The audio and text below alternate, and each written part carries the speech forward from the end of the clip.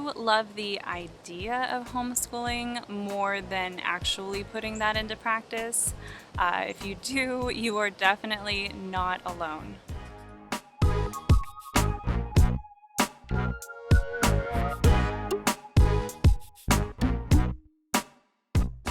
Hey friends, welcome back to Regular Secular Mama. If you're new here, my name is Cassie and I'm a 6-year homeschooling mom to 2 kiddos who are currently ages 9 and 11 years old. I'm really loving this backdrop. It is quieter and prettier than trying to film in the tight space in my RV. So you may see a lot of videos with trees like this. Today I have a short video just to remind you to kind of keep an open mind when it comes to styles of homeschooling. I don't know about you guys, but I see all these posts on Instagram and YouTube and everything talking about unschooling, and I love the idea of it so much. It looks like how I wish I had gone to school, but I don't know if it's because I was public schooled or if it's just my teaching style.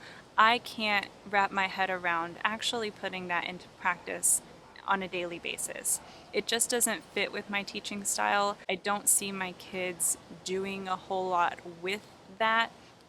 Anyway, you can leave me some comments down below and give me your tips if you are an unschooler and you have figured out how to make this work for your kiddos. Definitely let me know. Anyway, I love the idea of unschooling. It just doesn't fit into how I teach and how my kids learn. But I have been able to kind of weave that style of learning into our homeschool by filling in with our off weeks.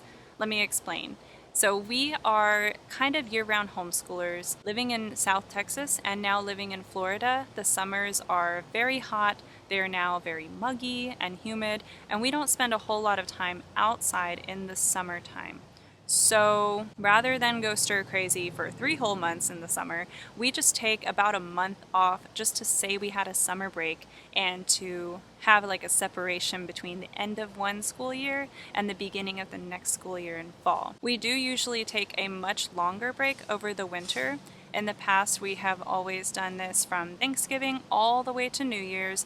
This year, we may not go that whole stretch, but definitely a large portion of that time will be on a school break. Then throughout the year, we take weeks off here and there if we are traveling, or if we just feel like taking a break, then we do. So what we like to do is in those weeks off of our regular school, we like to do sort of an unschooly, interest-led learning. What I'll do is I'll sit them down on Monday and just talk to them and say, hey, you know, we're not really doing our normal week of school. We're taking a break this week because of this, this, and this.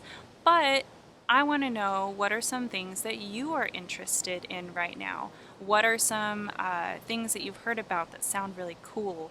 Or what are some things that you want to learn about or try this week? As an example, I will share what we did the last break week we took off of school. I was traveling, and so I came home like really late on a Monday night. So I knew that that week was just not going to be a good week for school. I already told them before I left for my trip that we're not doing school next week, don't worry about it, and we'll just figure out what we're going to do when I get home. I didn't really plan anything, and I didn't, request books at the library or plan any special trips or anything like that. So I sat them down on Tuesday morning over breakfast, and I just asked them, what are you interested in? What do you want to do this week? And they came up with a fun idea. They said that they wanted to build castles in Minecraft.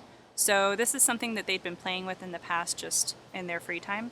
And they really wanted to know more about what there should be in castles and like what castles normally have in them and how to make castles look. So that was a really fun one. We actually already owned a book on, what was it called? It was like Minecraft Exploded Builds Castle Edition, something like that. I'll find it somewhere on Amazon and leave a link down in the description, but it was a really cool book that gave some details on like different parts of a castle and how they look, in a Minecraft build. So that was perfect already.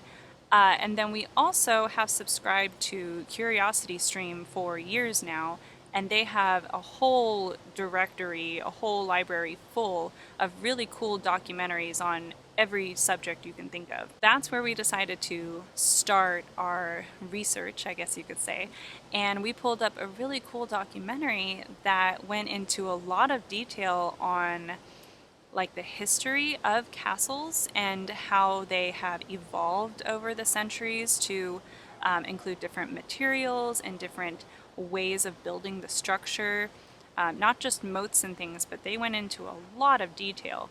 So that was a really cool, it was like the perfect documentary for what they wanted to do. So my daughter actually went as far as taking notes down in a notebook on all the things that she wanted to include in her castle. So that was really cool.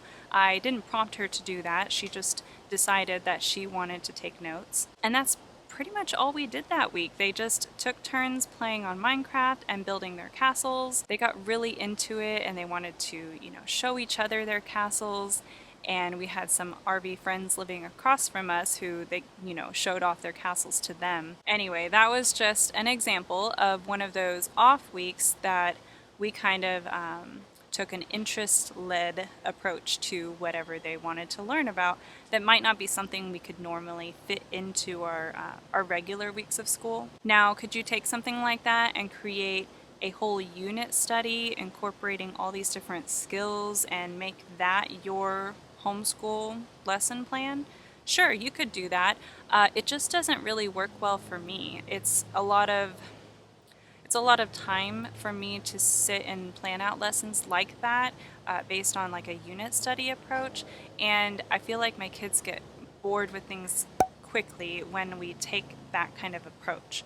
So it doesn't fit well for our like normal homeschool days, but it is a really fun way to spend those breaks from school.